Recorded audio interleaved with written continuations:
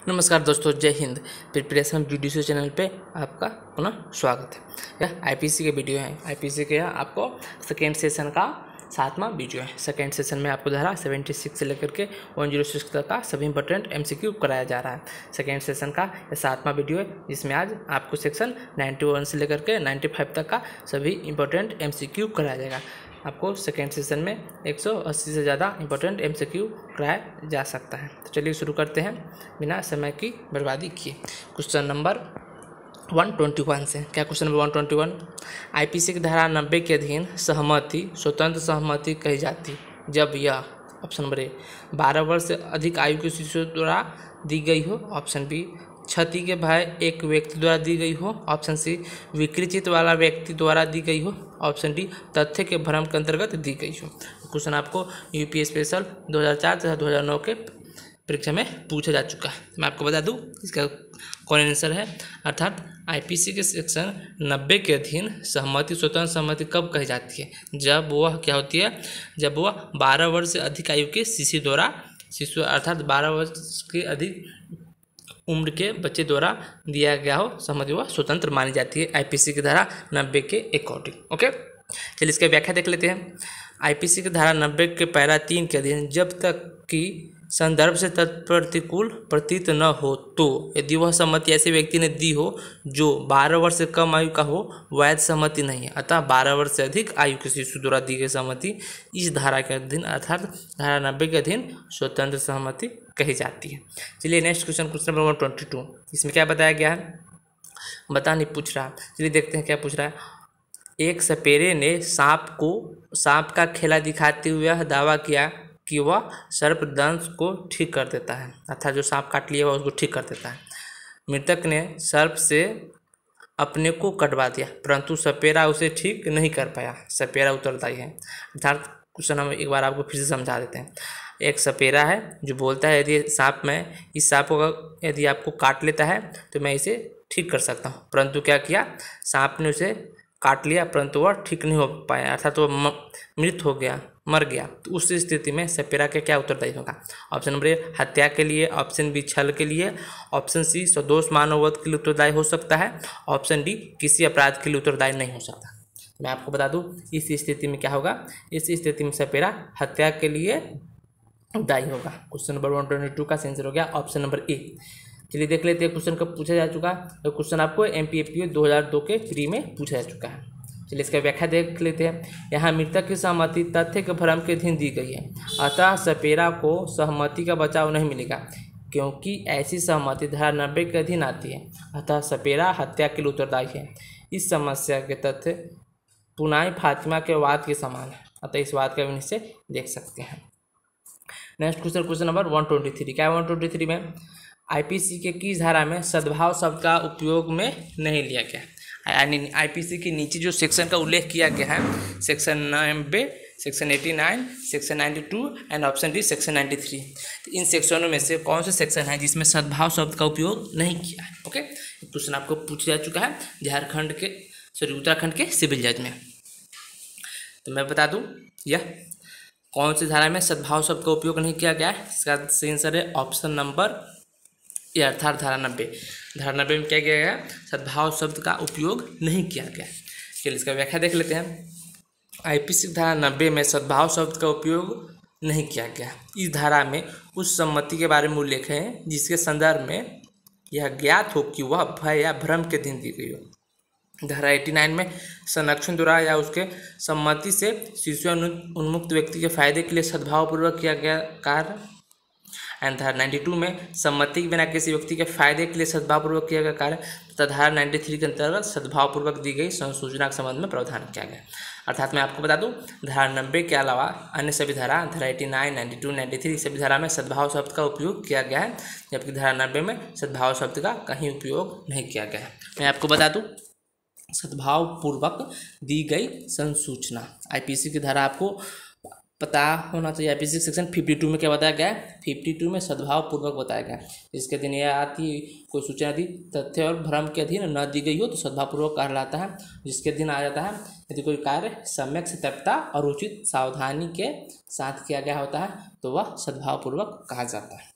जबकि सद्भावपूर्वक दी गई संसूचना कौन सी धारा में है, तो यह धारा आपको 93 में आ जाता है। चलिए नेक्स्ट क्वेश्चन, क्वेश्चन नंबर 124। क्या है 124? क्वेश्चन 124 में कि एक डॉक्टर गर्भवती महिला की सहमति से सदोष गर्भपात करता है जिसके फलस्वरूप उस महिला को गंभीर पीड़ा होती है। इस संदर्भ में निम्न में से कौन सा कथन सही है? ओके, ऑप्शन ए, सहमति महिला को होने वाली क्षति के विरुद्ध अच्छा बचाव है। ऑप्शन बी, सहमति गर्भस्थ शिशु को होने वाली क्षति के विरुद्ध भी अच्छा बचाव है। ऑप्शन सी, सहमति गर्भस्थ शिशु को होने वाली क्षति के विरुद्ध बचाव नहीं है। ऑप्शन डी, ए और बी दोनों ही सही है। ओके, तो मैं आपको बता दूं, इस स्थिति में अर्थात एक डॉक्टर जो गर्भवती महिला की सहमति से, यानी एक डॉक्टर है जो क्या कि गर्भवती महिला की सहमति से क्या करती है, सदोष गर्भपात कार्य करते हैं। वर्ड यूज किया गया सदोष। ओके, सदोष उसका गर्भपात कार्य करती है जिसके परिणाम स्वरूप क्या होती है, महिला को गंभीर पीड़ा होता है। ओके, इस संदर्भ में कौन सा कथन सही है? चलिए देखते हैं। ऑप्शन नंबर ए, सहमति महिला के होने वाली क्षति के विरुद्ध अच्छा बचाव है। ऑप्शन बी, सहमति गर्भस्थ शिशु को होने वाली क्षति के विरुद्ध भी अच्छा बचाव है। ऑप्शन सी, सहमति गर्भस्थ शिशु को होने वाली क्षति के विरुद्ध बचाव नहीं है। ऑप्शन डी, ए और बी दोनों ही सही हैं। तो मैं आपको बता दूं इसका सही आंसर कौन है।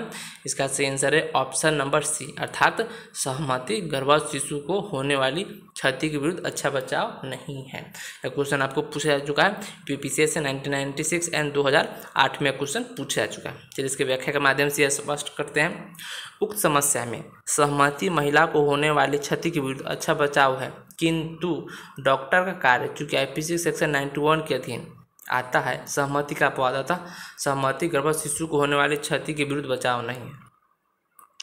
शिशु के विरुद्ध बचाव नहीं है, परंतु क्या होती है, सहमति महिला को होने वाली क्षति के विरुद्ध अच्छा बचाव है। ओके, चलिए नेक्स्ट क्वेश्चन, क्वेश्चन 125 में क्या बताया गया है?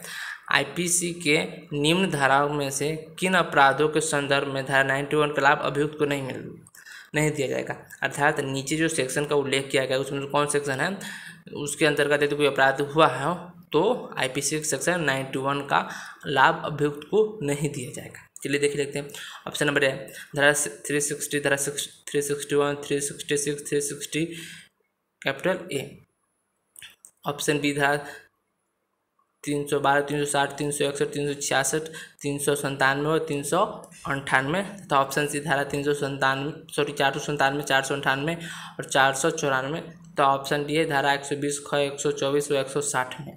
मैं आपको बता दूं इस स्थिति में क्या होगा, यदि आईपीसी की धारा 312, 360, 361, 366, 497 व 498 के अधीन यदि अभियुक्त ने कोई अपराध किया हो तो उस स्थिति में आईपीसी की धारा 91 का लाभ नहीं दिया जा सकता।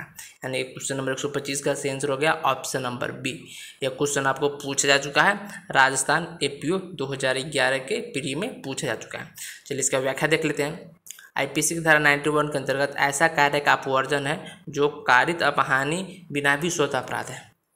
मैं आपको बता दूं इसका तात्पर्य यह है कि आईपीसी सेक्शन 91 में जो बातें बताई गई है कि ऐसा कार्य का अपवर्जन जो कारित अपहानि के बिना भी स्वतः अपराध है, अर्थात ऐसा कार्य जो बिना हानि किए हुए भी स्वतः अपराध है। यह बातें आपको आईपीसी सेक्शन 91 को बताएंगे। ओके, चलिए देखते इसमें कहाँ थे, तो फिर से देखते हैं इसको। आईपीसी के सेक्शन 91 के अंतर्गत ऐसा कार्य का अपवर्जन है जो कारित अपहानि के बिना भी स्वतः अपराध है और धारा 87, 88 और 89 में सम्मति के अपवाद से संबंधित है। अर्थात स्वतः अपराध के कृत्य के मामले में सम्मति का अपवाद का सहारा नहीं लिया जा सकता। ये धारा आईपीसी की धारा ये जो है 312, 360, 361, 366, 497 और 498 में परिभाषित है, जो स्वतः अपराध की श्रेणी में आता है। अर्थात जो स्वतः अपराध है, अर्थात ऐसा कार्य जो स्वतः अपराध है उसके किए जाने पर भी वह अपराध ही रहता है। नेक्स्ट क्वेश्चन क्या, क्वेश्चन नंबर 126। क्वेश्चन नंबर 126 में है क को एक चीता उठाकर ले गया। ओके, का क्या किया, एक चीता उठाकर ले गया। ख ने क को बचाने के लिए चीता पर बंदूक चलाई और गोली से क मर गया। अर्थात क्या किया, ख ने क को बचाने हेतु, न कि क को मारने हेतु गोली चलाया। ख ने क्या किया, क को बचाने हेतु चीता पर गोली चलाया, परंतु क्या हुआ, परिणाम स्वरूप चीता न मर के क मर गया। ख जानता था कि गोली क को लग सकता है, किंतु उसका अभिप्राय क को मारने का नहीं था। अर्थात क्या किया, ख चाहता नहीं था कि क को मारा जाए, परंतु क्या हो गया, मर गया। तो उसके बाद क्या होगा, ख के पास जो बंदूक था उसका लाइसेंस नहीं था। ये जो ख के पास जो बंदूक था उसका लाइसेंस नहीं था। यह बातें आपको उलझाने के लिए बताया गया है। देखिए, इस स्थिति में निम्नलिखित कथन में से कौन सा एक कथन सही है। चलिए देखते कौन कथन सही है। ऑप्शन नंबर ए, ख ने शस्त्र अधिनियम के अंतर्गत अपराध किया है। ऑप्शन बी, ख ने धारा 302 आईपीसी के अकॉर्डिंग अपराध किया है। ऑप्शन सी, ख ने धारा 304 आईपीसी के अकॉर्डिंग अपराध किया है। ऑप्शन डी, ख ने कोई अपराध नहीं किया है। यह क्वेश्चन आपको एमपीसीएल जज 1986 में पूछा जा चुका है। तो मैं आपको बता दूं, इस स्थिति में क्या होगा, इस स्थिति में आपको क्या होगा, इस स्थिति में ख ने सशस्त्र अधिनियम के अंतर्गत अपराध किया है। यद्यपि क्या होगा, यद्यपि ख द्वारा क को बचाने हेतु चिता पर गोली चलाने का कृत्य आईपीसी सेक्शन 92 के अधीन संरक्षित है। अर्थात यदि उसके पास लाइसेंस होता, लाइसेंसी बंदूक होता, तो उस स्थिति में क्या होता, वो आईपीसी सेक्शन 92 के अधीन सुरक्षित होता। फिर भी चूंकि ख बिना अनुज्ञप्ति अर्थात बिना लाइसेंस के बंदूक रखे हुआ है, अतः ख ने सशस्त्र अधिनियम के अंतर्गत अपराध किया है। परंतु यदि उसे लाइसेंस बंदूक होता, इस स्थिति में क्या होता, ख किसी भी कार्य के लिए उत्तरदायी नहीं होता, क्योंकि ख का उद्देश्य या फिर ख का अभिप्राय नहीं था क को मारना। ख का अभिप्राय था क को बचाने का चिता से। ओके, क्वेश्चन नंबर 126 कंप्लीट हो गया। चलिए नेक्स्ट क्वेश्चन देखते हैं। क्वेश्चन नंबर क्या है, क्वेश्चन नंबर 127। क्या है क्वेश्चन नंबर 127, एक आग लगे मकान में, यानी एक मकान में आग लगा हुआ है। ओके, क एक बच्चे के साथ फंसा हुआ था। यद्यपि कुछ व्यक्ति बच्चे को बचाने के लिए बाहर कंबल लिए खड़े थे।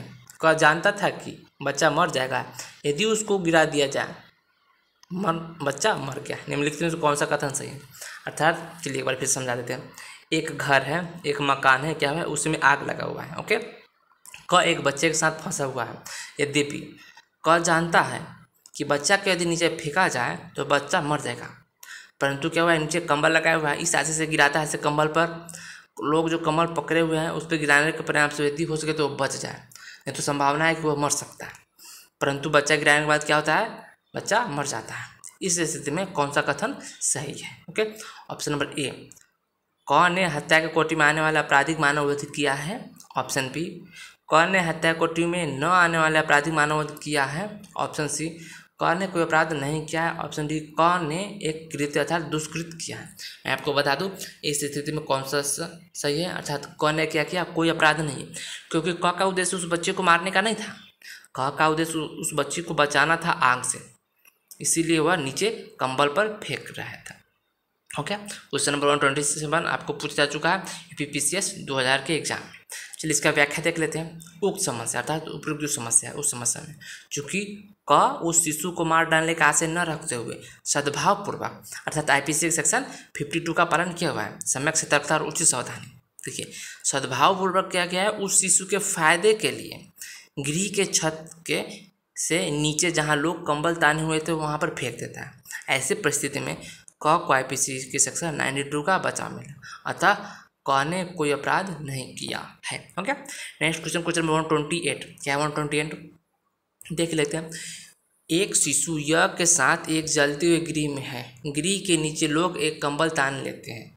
क उस शिशु को यह जानते हुए कि संभाव्य है कि गिरने से वह शिशु मर जाए, किंतु उस शिशु को मार डालने के आशय न रखते हुए वह सद्भावपूर्वक उस शिशु के फायदे के लिए या फायदे के आशय से गृह के छत से नीचे गिरा देता है एवं शिशु की मृत्यु हो जाती है। क निम्न में से कौन सा अपराध किया। देखिए वही क्वेश्चन है, बस दूसरी तरीके से इसको पूछा गया है, आपको पता होना चाहिए। चलिए देखते हैं।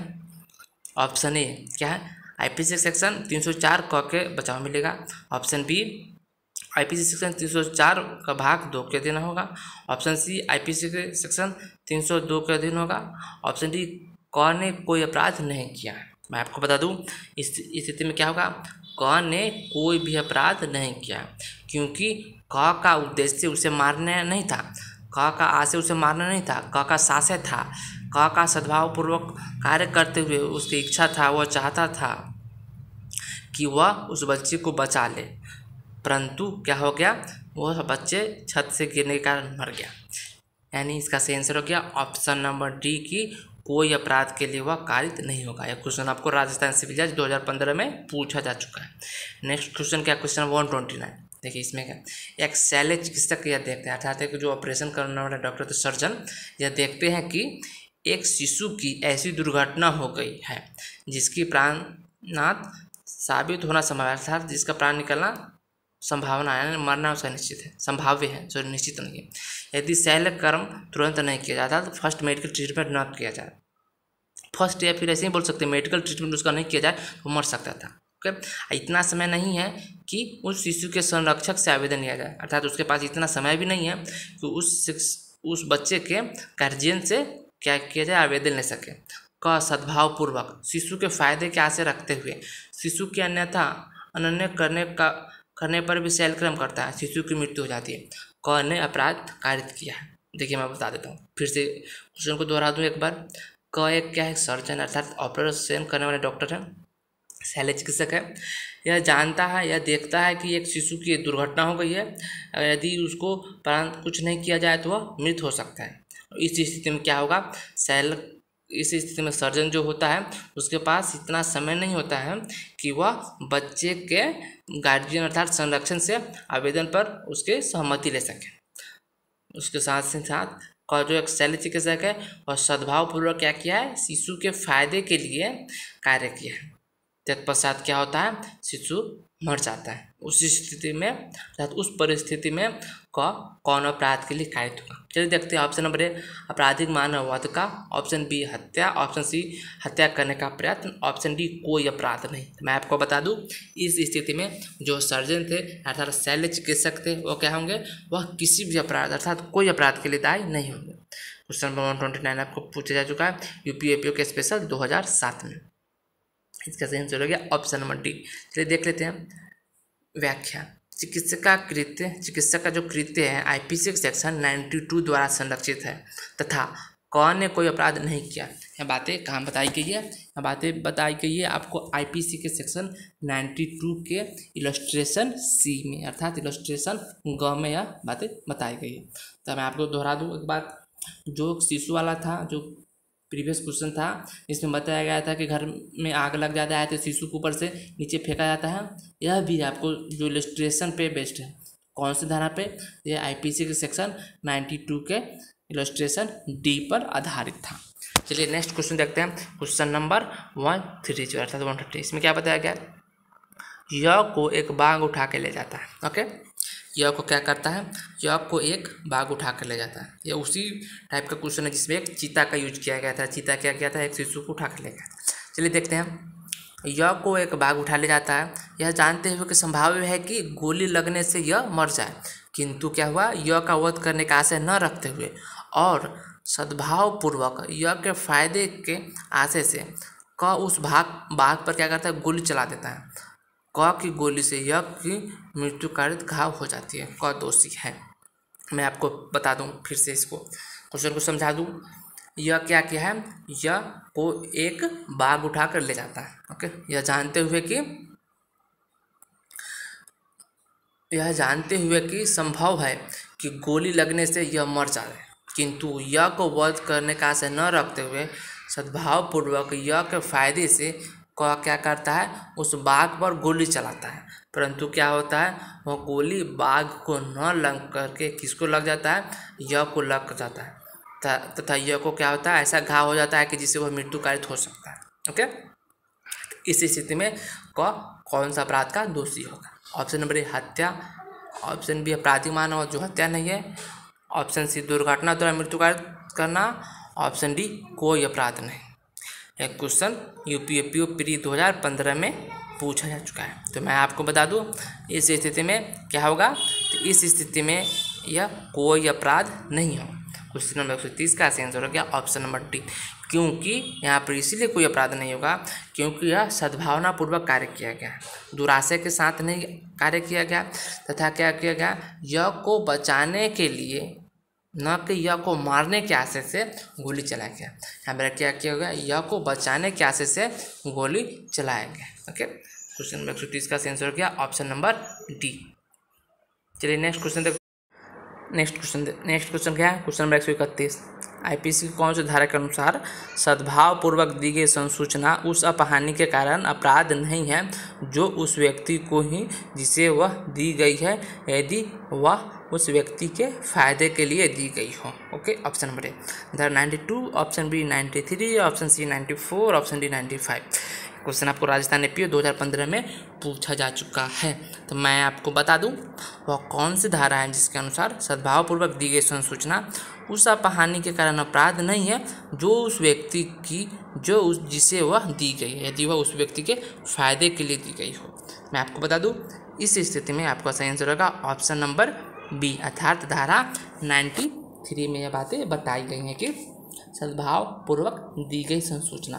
आईपीसी सेक्शन 52 में क्या बताया गया है, सद्भाव पूर्वक बताया गया है, तो सेक्शन 93 में बताया गया है सद्भाव पूर्वक दी गई संसूचना। ओके, चलिए इसका व्याख्या देख लेते हैं। आईपीसी सेक्शन 93 के अकॉर्डिंग सद्भाव पूर्वक दी गई संसूचना उस अपहानि के कारण अपराध नहीं है जो उस व्यक्ति को हो जिसे वह दी गई है, यदि वह उस व्यक्ति के फायदे के लिए दी गई हो। ओके, चलिए नेक्स्ट क्वेश्चन देखते हैं। क्वेश्चन नंबर 132, 132 क्या क्वेश्चन।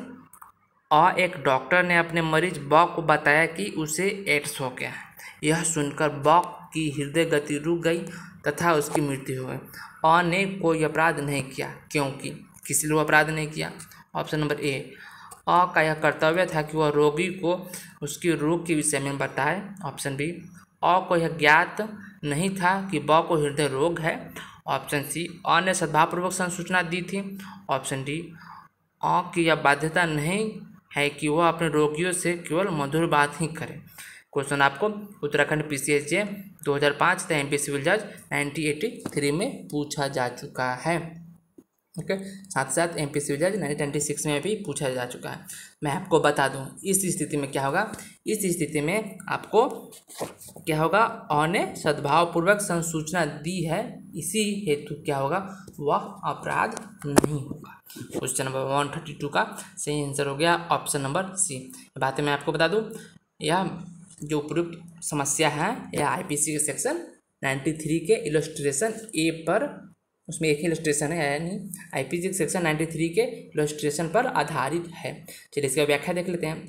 आईपीसी धारा 93 के अंतर्गत को प्रतिरक्षा उपलब्ध होगा क्योंकि उसके द्वारा अपने मरीज ब को सद्भावपूर्वक एड्स रोग होने की संसूचना देना जिसे सुनकर उसकी मृत्यु हो गई अपराध की कोटि में नहीं आता है, क्योंकि सूचना कैसा दिया गया, सूचना सद्भावपूर्वक दिया गया है। ओके, चलिए नेक्स्ट क्वेश्चन देखते हैं। क्वेश्चन नंबर 133 क्या है। 133 में एक लुहार है, डाकू के एक टोली द्वारा अभिघृत किया जाता है और तत्काल मृत्यु की धमकी द्वारा अपने औजार लेकर ब के गृह का दीवार तोड़ने के विवश किया जाता है।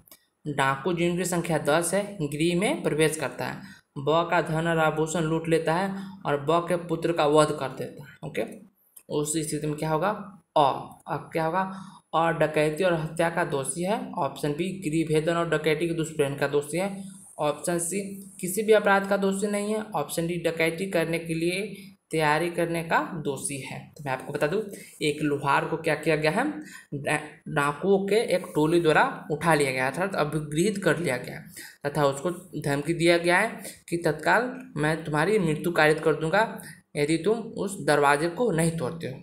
परिणाम स्वरूप क्या होता है, वह उस दरवाजे को तोड़ देता है और डाकू द्वारा जो कार्य किया जाता है उस दौरान क्या होता है, बॉक के पुत्र का वध कर दिया जाता है। उस स्थिति में लुहार अर्थात का क्या दायित्व होगा। मैं आपको बता दूं उस स्थिति में लुहार क्या होगा, उस स्थिति में लुहार आपको आईपीसी के सेक्शन 94 का बचाव पा सकता है क्योंकि वह क्या होगा, किसी भी अपराध का दोषी नहीं है। क्वेश्चन आपको MPAGS 2010 और आपको छत्तीसगढ़ सिविल जज 2003 तथा MP सिविल जज 1996 में पूछा जा चुका है। चलिए इसका व्याख्या देख लेते हैं। उपरोक्त समस्या में और डाकू द्वारा तत्काल मृत्यु की धमकी के अधीन क्या है, मृत्यु की धमकी दिया गया था उसके अधीन क्या क्या है, ब के गृह का ताला तोड़ता है, अतः को आईपीसी सेक्शन 94 का बचाव मिलेगा। इसका बचाव मिलेगा 94 का बचाव मिलेगा। किसी भी अपराध का दोषी नहीं है। यह बात है आपको आईपीसी सेक्शन 94 के स्पष्टीकरण 2 में बताया गया। चलिए मैं आपको पढ़ के सुना देता हूँ आईपीसी सेक्शन 92 का स्पष्टीकरण। 2 में क्या बातें बताई गई क्या, तो उसमें बताया गया है कि डाकुओं का एक टोली द्वारा अभिगृहित और तत्काल मृत्यु की धमकी द्वारा किसी बात के करने के लिए जो विधना अर्थात जो विधिता अपराध है विवश किया गया व्यक्ति उदाहरणतः एक लोहार है जो अपने औजार लेकर एक गृह का अर्थात एक घर का क्या करता है, द्वार अर्थात दरवाज़ा तोड़ने का विवश करता है, जिससे डाकू उसमें प्रवेश कर सके और उसे लूट सके। इस अपवाद का फायदा उठाने के लिए वह लोहार क्या है, हकदार है। इस स्थिति में क्या होगा, लोहार किसी भी अपराध का दोषी नहीं होगा। तो मैं आपको बता दूं यह क्वेश्चन किस पे आधारित है, यह क्वेश्चन आपको आईपीसी सेक्शन 94 के स्पष्टीकरण 2 पर आधारित है। चलिए नेक्स्ट क्वेश्चन देखते हैं। क्वेश्चन नंबर कौन है, क्वेश्चन नंबर 134 में क्या बताया गया है, एक्टस नॉन फैक्टिस रियम निस मैंसिट्रिया आपराधिक विधि का सिद्धांत है। तो निम्नलिखित में से कौन सा कथन उपरोक्त सिद्धांतों को सही ढंग से प्रवर्तित करता है। चलिए देखते हैं ऑप्शन नंबर ए, मेंसिरिया अपराध का आवश्यक तत्व है और मेंसिरिया के बिना कोई अपराध नहीं हो सकता। ऑप्शन बी, भारतीय विधि के अंतर्गत आपराधिक दायित्व में हमेशा अंतर्वर्ती रहता है। ऑप्शन सी, अपराध गठित करने के लिए एक्टस रिया और मेंसिस रिया दोनों होना चाहिए। ऑप्शन डी, अपराध को गठित करने के लिए एक्टस रिया हमेशा आवश्यक नहीं होता है। तो मैं आपको बता दूं इसमें कौन सा आंसर होगा, इसमें से आंसर होगा ऑप्शन सी, अर्थात अपराध कारित करने के लिए एक्टस रिया और मेंसिस रिया दोनों का होना आवश्यक है। क्वेश्चन नंबर 134 का आंसर हो गया ऑप्शन नंबर सी। यह क्वेश्चन आपको पूछा जा चुका है, MPAGS के प्री 2010 के एग्जामों में पूछा जा चुका है। चलिए इसका व्याख्या देख लेते हैं। उपरोक्त सूक्त का अर्थ केवल कार्य दोषी नहीं बनता जब तक वह दोषी मन से न किया गया। ओके, चलिए नेक्स्ट क्वेश्चन नंबर 135। क्या 135 में, डकैती के एक गिरोह द्वारा तुरंत हत्या के धमकी विवश एक लोहार ने एक जौहरी की तिजोरी तोड़कर खोल दी। इस मामले में क्या होगा, चलिए देखते हैं इस मामले में क्या होता है। ऑप्शन नंबर ए, लोहार डकैती का अपराधी है। ऑप्शन बी, लोहार चोरी का अपराधी है। ऑप्शन सी, लोहार डकैती के एक गिरोह का सदस्य होने के कारण का दोषी है। ऑप्शन डी, लोहार किसी भी आपराधिक दायित्व से मुक्त है। यह क्वेश्चन आपको उत्तराखंड PCC 2003 में पूछा जा चुका है। मैं आपको बता दूं इस स्थिति में क्या होगा, अर्थात डकैतों के गिरोह द्वारा तुरंत हत्या के धमकी के विवश पर एक लोहार को क्या किया गया है, एक लोहार ने क्या किया, जौहरी की तिजोरी खोल दी। इस मामले में क्या होगा, मैं आपको बता दूं इस मामले में होगा लोहार क्या होगा, किसी भी अपराध का दोषी नहीं होगा, अर्थात लोहार किसी भी आपराधिक दायित्व से मुक्त है। क्वेश्चन नंबर 135 का आंसर हो गया ऑप्शन नंबर डी। यह क्वेश्चन आपको उत्तराखंड PCC 2003 के एग्जामों में पूछा जा चुका है। चलिए इसका व्याख्या देख लेते हैं। व्याख्या क्या बताया गया है, IPC सेक्शन 94 के अंतर्गत मृत्यु और हत्या से दंडनीय अपराध को छोड़कर वह कार्य जिसको कोई व्यक्ति मृत्यु के तुरंत धमकी द्वारा विवश किए जाने के परिणाम स्वरूप होता है अर्थात करता है, अपराध नहीं होगा। डकैतों के गिरोह द्वारा आसन्न हत्या के धमकी से विवश होकर जौहरी की तिजोरी का ताला लोहार द्वारा खोले जाने के कृत्य में IPC सेक्शन 94 के अंतर्गत क्या होगा, लोहार आपराधिक दायित्व से मुक्त होगा। नेक्स्ट क्वेश्चन क्या है, नेक्स्ट क्वेश्चन आपको देखते हैं। क्वेश्चन नंबर 136 में क्या है, कथन और कारण बताते हैं। चलिए कथन क्या है, कार्य स्वतः किसी व्यक्ति को अपराधी नहीं बना देता जब तक कि उसका आशय भी वैसा ना हो। और कारण क्या है, मेरी इच्छा के विरुद्ध किया गया मेरा कार्य हो ही नहीं सकता। चलिए देखते हैं इसका कोट किसने है, सही आंसर क्या है। ऑप्शन नंबर ए गलत है किंतु बी सही है। ऑप्शन बी, ए गलत है किंतु बी सही है। ऑप्शन सी, ए सही है और ए और बी दोनों गलत है। ऑप्शन सी डी, ए और बी दोनों सही है। तो मैं आपको बता दूं, मैं आपको क्या बताऊंगा, जो सही है वही बताऊंगा ना। तो इस स्थिति में क्या होगा, दोनों सही, अर्थात कार्य स्वतः किसी व्यक्ति को अपराध नहीं बना देता जब तक कि उसका आशय वैसा न हो। यह बातें कुछ अपवाद स्वरूप IPC में लागू किया गया।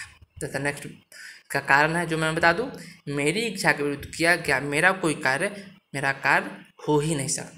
ओके, तो मैं आपको बता दूं यह बातें आपको याद होनी चाहिए। मैंने प्रीवियस सेक्शन में बताया था, प्रीवियस कौन सेक्शन में बताया था, मत्ता वाला था, जो स्वैच्छिक मत्ता था, आपको याद आना चाहिए। स्वैच्छिक मत्ता IPC के सेक्शन 85 में जो अनैच्छिक मत्ता था, अर्थात अपनी इच्छा के विरुद्ध जो ज़बरदस्ती उसको मतता की दशा में लाया गया, अर्थात अपनी इच्छा के विरुद्ध उसे नशा कराया गया है, उस स्थिति में और उसके द्वारा कोई कार्य किया गया हो तो वह क्या कहलाता है, मेरा कोई कार्य मेरे द्वारा किया गया कार्य हो ही नहीं सकता।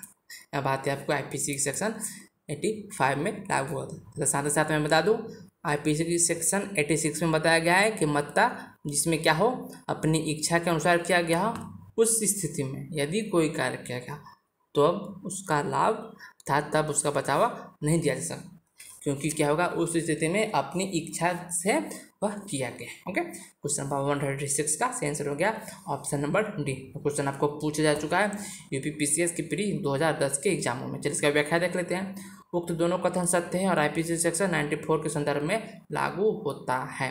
चलिए देखते हैं नेक्स्ट क्वेश्चन क्या है। क्वेश्चन नंबर 137, इसमें क्या बताएगा, क नामक नौकर के मालिक ने जब मृतक की हत्या की तो क ने तत्काल मृत्यु की धमकी के कारण मृतक की टांग पकड़ रखी थी तथा जिसके पश्चात उसने लाश को हटाया इस प्रकार। ऑप्शन नंबर ए, क ने मालिक के साथ हत्या का दोषी है। ऑप्शन बी, क हत्या के दुष्प्रेरण का दोषी है।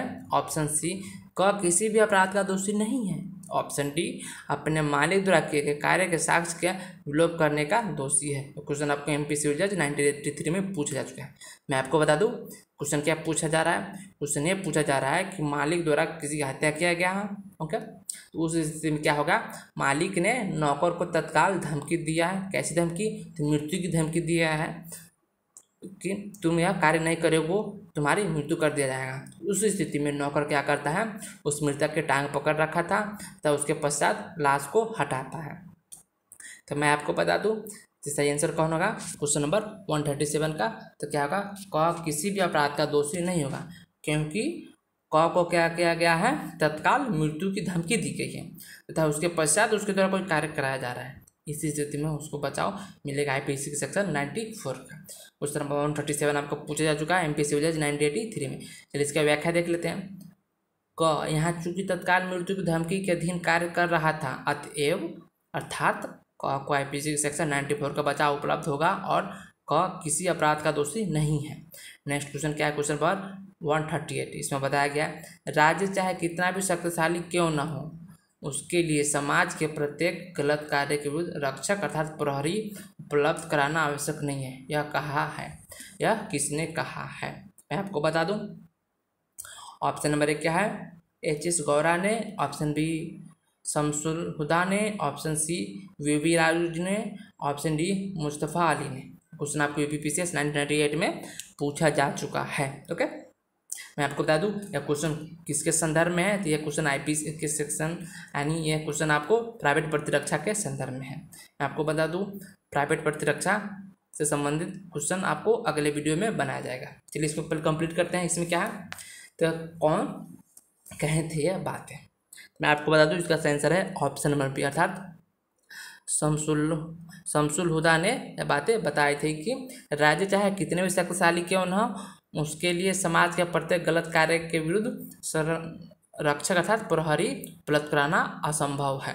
क्वेश्चन आपको यूपीपीसीएस 1998 में पूछा जा चुका था। चलिए इसका व्याख्या देख लेते हैं। शमसुल हुदा के अनुसार विधि की प्रत्येक प्रणाली में प्राइवेट प्रतिरक्षा का अधिकार को मान्यता दी गई है, क्योंकि राज्य चाहे कितने भी शक्तिशाली क्यों न हो उसके लिए समाज के प्रत्येक गलत कार्य के विरुद्ध रक्षक अर्थात प्रहरी उपलब्ध कराना असंभव है। नेक्स्ट क्वेश्चन क्या बता रहा है, क्वेश्चन नंबर 139, इसमें बताया गया है आईपीसी सेक्शन 95 में अंतर्निहित सिद्धांत है, यानी आईपीसी सेक्शन 95 में कौन सा सिद्धांत निहित है। Option number A, minimis non curat lex. Option D, volenti non fit injuria. Option C, non compos mentis. Option D, actus में इनवाइट फैक्ट्स नाइट्स मैनसिट एक्ट्स। यह क्वेश्चन आपको झारखंड सिविल जज 2015, राजस्थान एपीओ 2015 तथा एमपी सिविल जज 2014 में और साथ ही साथ उत्तराखंड एपीओ 2010 में पूछा जा चुका है। तो मैं आपको बता दूं आईपीसी सेक्शन 95 में कौन सा सिद्धांत अंतर्निहित है, तो इसका सही आंसर है ऑप्शन नंबर ए, यानी मिनिमस नॉन क्यूरियस लेक्स का सिद्धांत आईपीसी के सेक्शन 95 में समाहित है। यह सिद्धांत क्या है, इसके व्याख्या के माध्यम से मैं आपको स्पष्ट करता हूँ। De minimis non curat lex का सिद्धांत आईपीसी सेक्शन 95 में समाहित है, अर्थात इसका अर्थ यह है कि विधि तुच्छ बातों पर ध्यान नहीं देती। आईपीसी सेक्शन 95 का भी यही आशय है कि कोई बात इस कारण से अपराध नहीं है कि उसे कोई अपहानि कारित होती या कारित होने के आशय था या कारित होने की संभावना ज्ञात है, यदि वह इतनी तुच्छ है कि मामूली समझ और स्वभाव वाला व्यक्ति उसकी शिकायत न करे। अर्थात मैं आपको बता दूं, आईपीसी के सेक्शन 95 में क्या बताया गया है। तो आईपीसी के सेक्शन 95 में बताया गया है कि विधि क्या करती है, तुच्छ बातों पर ध्यान नहीं देती है। ओके, चलिए नेक्स्ट क्वेश्चन क्या है, क्वेश्चन नंबर 140। अर्थात इस वीडियो का लास्ट क्वेश्चन है। क्या किया, ए ने बी के माचिस उठाकर अपने सिगरेट जला ली। बी ने अपनी माचिस की चोरी का आरोप ए पर लगाया। इन परिस्थिति में निम्नलिखित में से कौन सी युक्ति की सहायता से ए अपना बचाव कर सकता है। यह क्या है, तुच्छ बातें हैं अर्थात तुच्छ अपहानिकारक है, जिससे क्या होता है कि एक समझ वाला व्यक्ति अर्थात एक स्वभाव वाला व्यक्ति भी इसकी शिकायत नहीं करता है, ऐसा अपराध है। तो इस स्थिति में क्या होगा, चलिए देख लेते हैं। Option A non compos mentis, option B doli incapax अर्थात अक्षम गुड़िया, option C de minimis non curat lex, option D ignorantia juris non excusat. Question आपको यूपीएससी में जो 2013 के एग्जामों में पूछा जा चुका है। तो मैं आपको बता दूं इसका आंसर क्या है, D minimis non curat lakhs इसका सेंस है। अर्थात क्या होता है, विधि तुच्छ बातों पर ध्यान नहीं देती है। क्वेश्चन नंबर 140 आपको पूछा जा चुका है यूपीएससी में 2013 के एग्जामों में। इसका व्याख्या देख लेते हैं। ए ने बी के माचिस उठाकर अपनी सिगरेट जला दी। बी ने अपनी माचिस की चोरी का आरोप ए पर लगाया है। इन परिस्थिति में डी मिनिमस नॉन क्यूरेट सूत्र की सहायता से ए अपना बचाव कर सकता है। यह सूत्र आईपीसी सेक्शन 95 में समाहित है, जिसका अर्थ यह है कि विधि तुच्छ बातों पर ध्यान नहीं देती। विधि तुच्छ बातों पर क्या करती है, विधि तुच्छ बातों पर ध्यान नहीं देती है। तो मैं आपको बता दूं इस वीडियो में आपको कहां से कहां तक था। इस वीडियो में आपको क्वेश्चन नंबर 121 से लेकर के 140 तक का सभी इम्पोर्टेंट एमसीक्यू कराया जाता है। मैं आपको बता दूं एक अन्य वीडियो अर्थात जो आने वाला वीडियो है उसमें मैं आईपीसी में जो प्राइवेट डिफेंस बताया गया है उससे संबंधित सभी इम्पोर्टेंट एमसीक्यू का वीडियो जरूर डालूंगा। ओके, अपना कीमती समय मेरे साथ साझा करने के लिए आपका बहुत बहुत शुक्रिया। Thanks for watching.